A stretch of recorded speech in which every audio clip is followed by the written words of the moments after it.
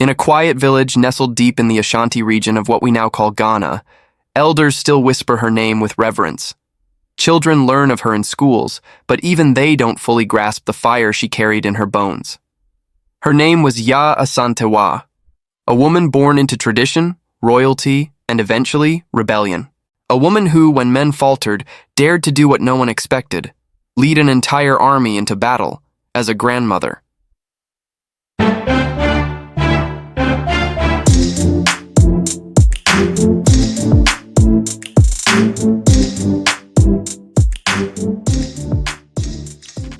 But how does a woman raised to bless crops and protect tradition become the fiercest thorn in the side of the British Empire?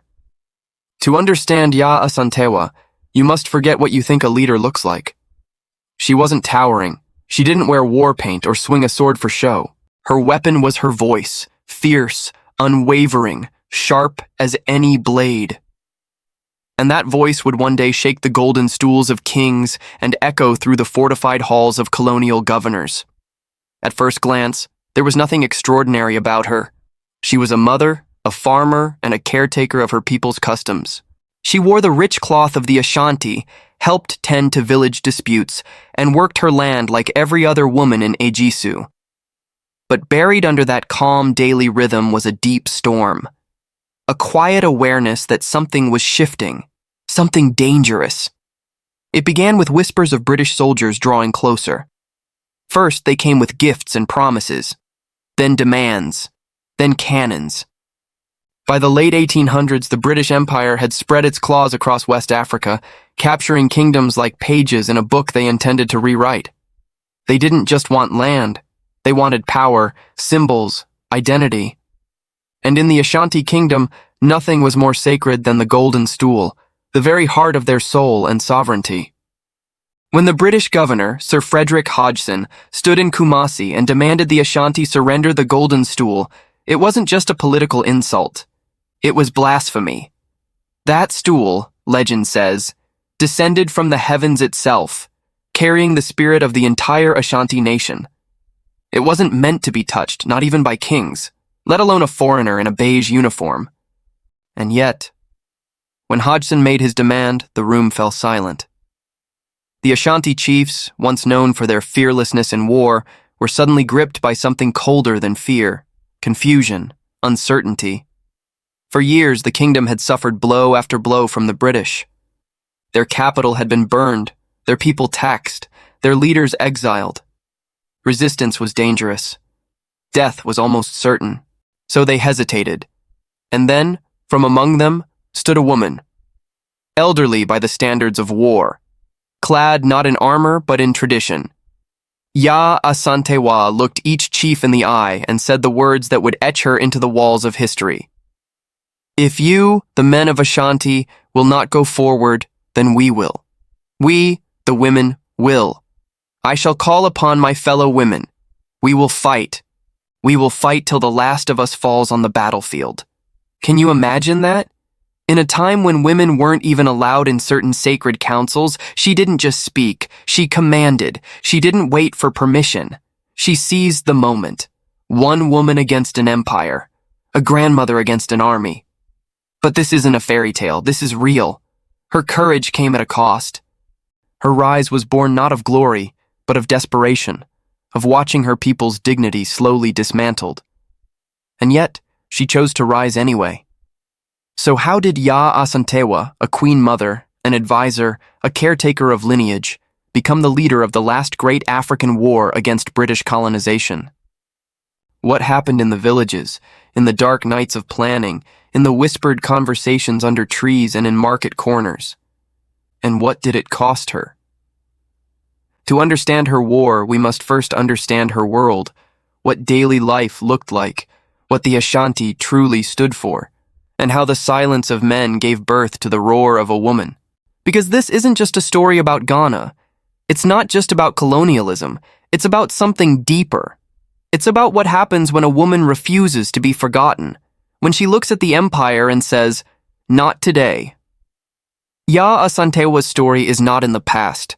Her resistance lives on, in the voices of the unheard, in the fists raised in protest, and in the eyes of every African woman who chooses not to step aside, but to step forward.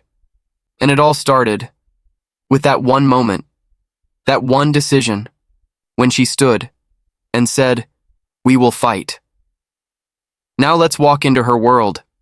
Not the battlefield yet, but the homes, the people, and the silent tensions that cracked the ground beneath their feet. Before the fire, before the gunpowder and drums of war, there was life. And for Yaa Asantewaa, life was rooted in rhythm, of earth, of duty, of legacy. She was born in 1840 in the town of Besize, near Exile, in the Ashanti kingdom. From an early age, she walked the narrow paths between tall palms and cocoa farms, hearing the sound of pestles pounding fufu echo through the mornings.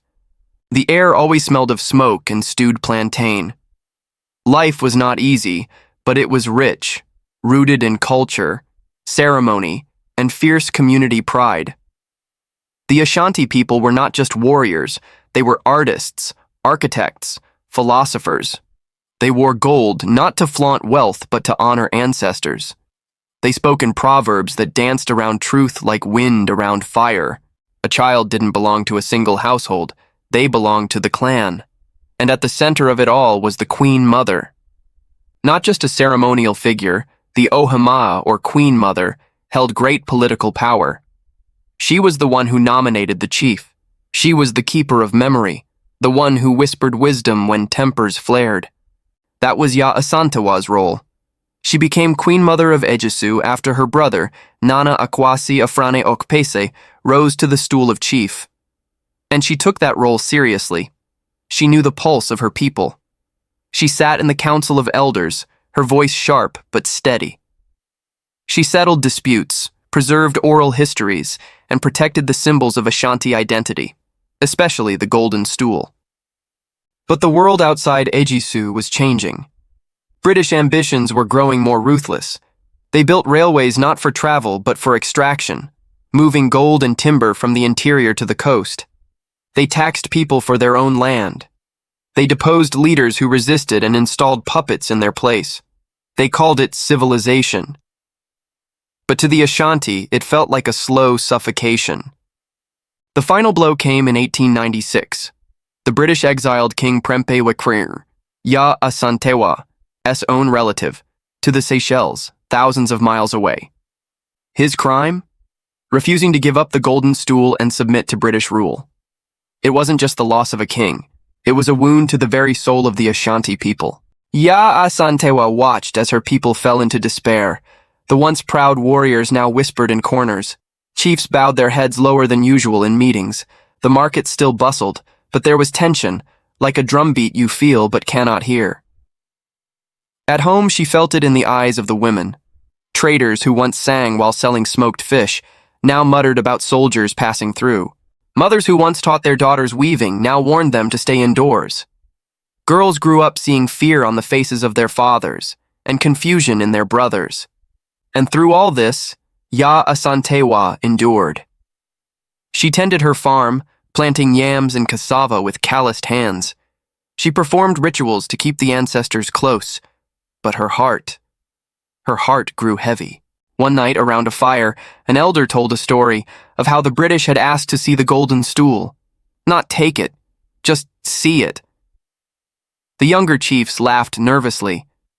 "Maybe it's just a formality," one said. "We could show them a replica," another offered. Yaa Asantewaa didn't laugh. She stared into the fire, lips tight, because she knew the British didn't want to see the stool. They wanted to conquer it. Not with bullets this time, but with symbols. And if they got the stool, they wouldn't need to fight. They would have already won. This wasn't just about a chair. It was about everything. One afternoon, she walked through the village and saw a boy playing with a wooden sword, pretending to chase away British troops. He was maybe 10. His mother scolded him, told him to stop before someone saw. The boy didn't understand. He just laughed and ran. And in that laughter, Yaa Asantewaa felt a question rise in her chest. What are we teaching the next generation? Silence? Submission? It haunted her. She began gathering women, not soldiers, Mothers, traders, midwives, farmers, they met under trees. They whispered in proverbs. They shared grief and growing rage. When she returned home late, her niece asked her, "What are you doing out so much, Nana?" She replied, "I am weaving protection for our people." But protection, she realized, would require more than words. By 1900, the tension snapped. British Governor Hodgson arrived in Kumasi and made the infamous demand, "Bring him the Golden Stool." To him, it was a symbol of authority. To the Ashanti, it was untouchable, sacred beyond comprehension. The chiefs gathered as expected, but their silence was deafening. Yaa Asantewaa, seated at the edge of the council, watched the men look to one another. Some were tired, some were scared. Others were waiting for someone else to speak. And she did. Not with softness, not with caution, but with fire. "Is it true that the bravery of the Ashanti is no more? Shall we sit here and let the white man take the stool while we live? If you, the men, will not fight, then we, the women, will." She wasn't exaggerating. She meant every word. She knew the cost. But to her, doing nothing was worse. So the grandmother rose, not just in age, but in courage. And the battle, her battle, was about to begin. Because when everything you love is on the edge of extinction, even the softest hands can become fists. The drum beats echoed through the forest, low and steady like a warning whispered to the wind. Something was shifting. The women of Ejisu stopped wearing only white for peace. They tied red cloths around their heads, symbols of war. At the center of it all stood Yaa Asantewaa, no longer just the queen mother, but now the unexpected face of a revolution. A woman who had spent most of her life nurturing life, now prepared to lead her people into death if that was the price of freedom. She didn't have the luxury of doubt. After her bold declaration in the Royal Council, word spread like wild bushfire. Yaa Asantewaa has taken up the fight. To some, it sounded like madness. To others, like salvation. The Ashanti had been brought to their knees before, when Prempiar was taken, when the palace was burned, when the taxes drained their harvests. But now, a voice was calling them to stand again. And strangely, that voice came not from a chief, not from a warrior, but from a grandmother. Within weeks, she was rallying thousands, not with gold or weapons, those were scarce, but with memory, with pride. She reminded them of who they were before the empire came knocking. Under her leadership, messages were sent to other Ashanti towns. Hidden couriers draped in ordinary traders' clothes carried plans. Secret meetings were held in forests and farms. Old weapons were dug up from storage huts. Blacksmiths quietly returned to work, sharpening blades under moonlight. In March 1900, the plan was set. The Ashanti would lay siege to the British fort in Kumasi, a stronghold of stone and iron where Governor Hodgson and his soldiers sat, confident and smug. They had cannons. They had imported rifles. But what they didn't have was the pulse of the land. They didn't know the forest. They didn't know the people. And they certainly didn't expect Yaa Asantewaa. She led the charge with remarkable cunning. The siege wasn't reckless. It was calculated. Roads were blocked, supplies cut off. British scouts disappeared into the trees and never returned. For months, the Ashanti held the fort under siege, cutting the British off from communication with the coast. For the first time in years, the empire looked fragile, trapped, cornered, exposed. Inside the fort, panic grew. Governor Hodgson and his wife, Lady Hodgson, reportedly had to survive on horse meat and rainwater.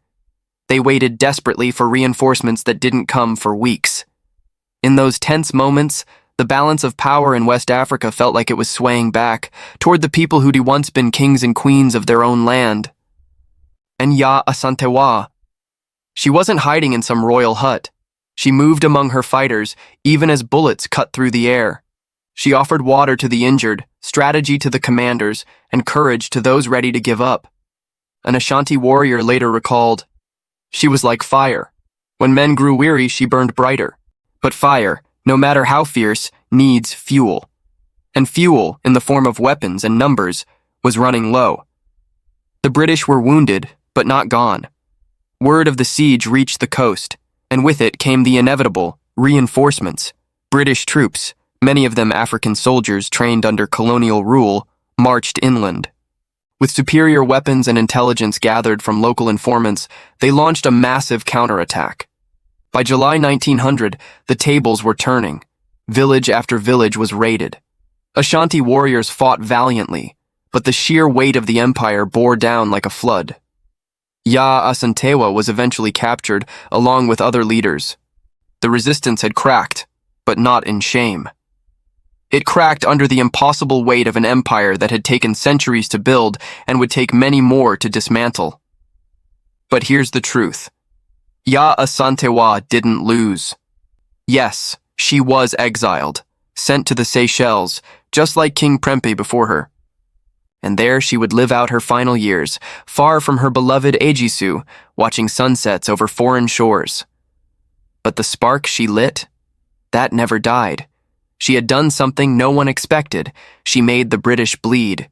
She made them wait. She made them fear. All through the leadership of a woman who had no formal military training, no army of her own, only unshakable belief. And something else changed too. Across the continent, people began to whisper, if she could fight, so can we. In Nigeria, in Kenya, in South Africa. She wasn't just a queen mother anymore. She was a symbol of resistance, of the power of women, of the strength hidden in everyday people. Even the British couldn't ignore it. In their reports, they didn't just call it the Ashanti Rebellion. They called it the War of the Golden Stool. But we know the truth. It was Yaa Asantewaa's war. A war started not by an army, but by a grandmother who simply refused to be silent. The sea around the Seychelles was calm, blue, and endless. But for Yaa Asantewaa, it was not beautiful. It was a reminder of how far she'd been taken, from her land, from her people, from the very soil that once echoed with the footsteps of warriors who called her mother. She died there in exile on October 17, 1921. No grand farewell, no return to Ejisu. Just the silence of waves and the slow fading of a voice that had once called a nation to rise. But empires are never as eternal as they claim to be. Barely 5 years after her death, something remarkable happened. In 1926, the British, under increasing pressure, allowed King Prempeh to return home to Kumasi. And with him came Yaa Asantewaa's remains. She was finally brought back to the land she had fought for. They buried her in the royal cemetery of Ashanti queens in Ejisu, among her ancestors, among those who had once guided her. But she was no ordinary queen. Her spirit didn't rest quietly in the ground. It moved through generations. In the decades that followed, her story was told in whispers, then in songs, then in textbooks. The woman once called that rebel queen by the colonizers became the mother of resistance in Ghana's heart. Statues were built. Schools were named after her. And in 2000, exactly 100 years after the war she led, Ghana inaugurated the Yaa Asantewaa Museum in Ejisu, though tragically, it later burned down in 2004. But the flame of her memory continued. You see, Yaa Asantewaa wasn't just fighting for a stool. She was fighting for something deeper, the right of a people to define themselves, to live with dignity, to pass on culture without shame, to hold power without apology. Her war was not just about bullets, it was about identity. And that's why her story still matters, especially now. Because across the continent, from Lagos to Nairobi to Johannesburg, young Africans are still being asked to forget, to shrink, to trade pride for imitation. We're told our languages aren't professional, our traditions are backward, our women should be silent, and our past better left buried. But Yaa Asantewaa shows us something different. She was over 60 when she led that war.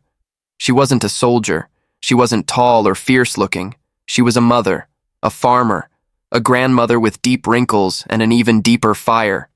She didn't wait for permission. She saw the silence around her, and she broke it. And maybe that's the message we need today. You don't need to be powerful to lead.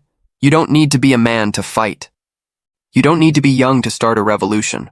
All you need is courage and a refusal to let injustice become normal. So the next time someone tells you that your voice doesn't matter, that your heritage is just decoration, that your story is too small to count, tell them about Yaa Asantewaa.